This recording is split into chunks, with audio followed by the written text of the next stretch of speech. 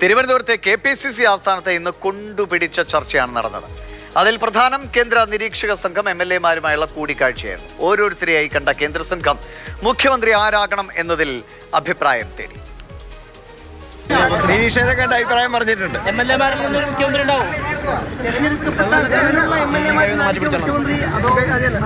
അതെല്ലാം ഞായറാഴ്ച അറിയാം.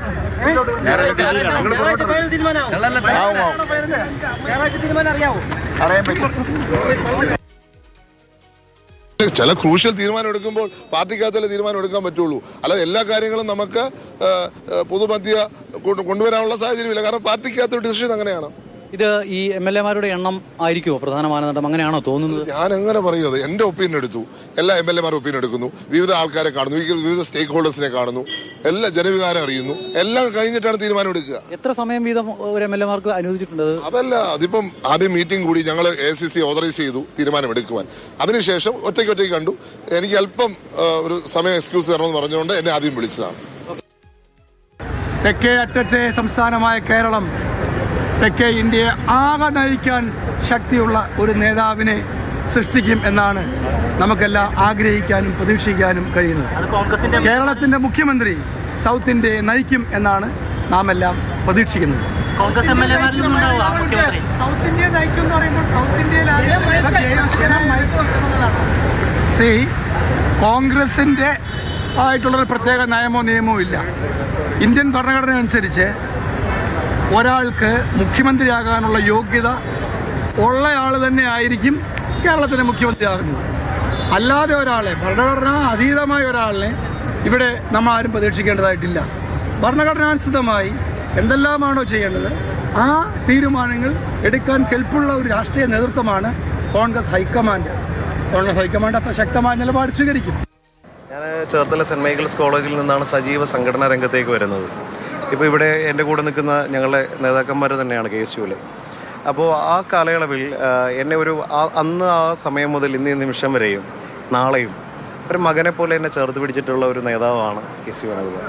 അതൊരു ഉള്ളംകൈയിൽ സംരക്ഷിച്ചിട്ടുള്ള നേതാവാണ്. ഞാൻ വളരെ സത്യസന്ധമായ അഭിപ്രായം പാർട്ടിയുടെ നിരീക്ഷകരോടും പാർട്ടി ചുമതലപ്പെടുത്തിയ സമിതിയോടും നമ്മൾ പറഞ്ഞിട്ടുണ്ട്. അദ്ദേഹത്തെ ദയവായി ഇങ്ങനെയുള്ള ഒരു ചർച്ചയിലേക്ക്, അദ്ദേഹത്തെ പോലെ ഇന്ത്യൻ രാഷ്ട്രീയത്തിൽ കോൺഗ്രസ് പാർട്ടി ഒരു അതികായനായ ഒരു മനുഷ്യനെ ഇങ്ങനെ ഒരു ചർച്ചയിലേക്ക് വലിച്ചഴിക്കരുത് എന്നുള്ളതാണ് എൻ്റെ ഒരു അഭിപ്രായം. അങ്ങനെ ഒരു നേതാവ് മുഖ്യമന്ത്രിയായി വന്നു കഴിഞ്ഞാൽ സന്തോഷം, വലിയ സന്തോഷം. വന്നാൽ കോൺഗ്രസ് മുഖ്യമന്ത്രി കേരളത്തിൽ അധികാരത്തിൽ വരുന്നതിൽ ഞങ്ങളെല്ലാവരും സന്തുഷ്ടരാണ്. തന്ത്രപരമായ ഉത്തരങ്ങളാണ് AD തോമസും പറയുന്നത്. കോൺഗ്രസ് MLA-മാരുടെ പ്രതികരണങ്ങൾ കേൾക്കുമ്പോൾ ഘടകകക്ഷി നേതാക്കളും ഇപ്പോൾ തങ്ങളുടെ പ്രതികരണങ്ങൾ അറിയിച്ചു തുടങ്ങി. കേൾക്കാം. ഞങ്ങളുടെ പാർട്ടിയുടെ അഭിപ്രായം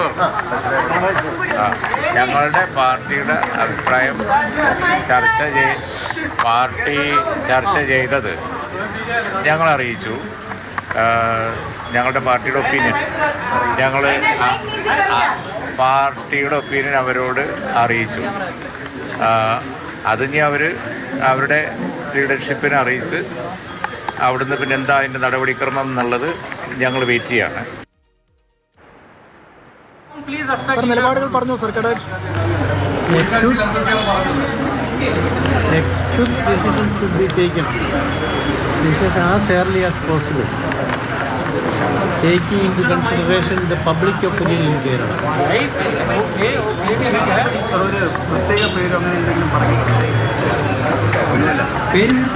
പേര് ഉയർത്തിക്കാട്ടുള്ള ചർച്ചകൾ ഉണ്ടായിരുന്നു. കേരള കോൺഗ്രസ് ഒരു പേരിലേക്ക് എത്തിയെന്നൊക്കെയാണ് വാർത്തകൾ. കോൺഗ്രസ് ഹൈക്കമാൻഡ് എടുക്കുന്ന തീരുമാനം കേരള കോൺഗ്രസ് വിഭാഗം അംഗീകരിക്കുമെന്നാണ്. തീർച്ചയായിട്ടും. പക്ഷേ should be taking into consideration the public opinion in Kerala.